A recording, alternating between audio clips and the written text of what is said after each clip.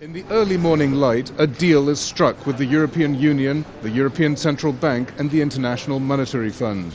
It includes cuts to pensions worth hundreds of millions of dollars, but it could have been even worse. The deal had been held up over the need to find additional cuts worth $400 million. Pensions were being eyed again, but in the end the cuts will be made elsewhere. There is pain for everyone. Private sector wages are to fall by at least 20%, 150,000 public sector jobs meant to go in the next 4 years. But the pension issue was big because it affects not only pensioners but entire families. Charalambos Lambropoulos retired from the armed forces with a good pension. He and his wife averaged $2,900 a month. Reductions and new taxes during the crisis have reduced his disposable income by half. The problem is that I'm helping my children. I can't not help them. Who else will? I have a son whose salary was cut in half to just over $1,000.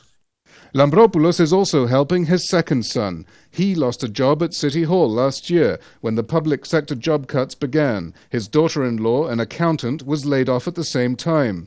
The story of the Lambropoulos family is emblematic. Pensions have become a form of unemployment benefit for the young.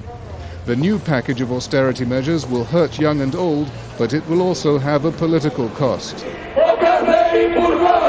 Unions are already planning joint public and private sector strikes to dissuade lawmakers from passing the cuts in coming days.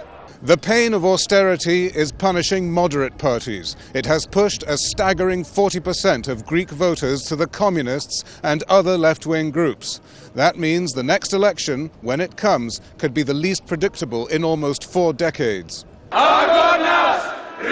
But until voters have a chance to vent their anger at the ballot box, they must stomach the pain of greater poverty and even dimmer prospects for growth.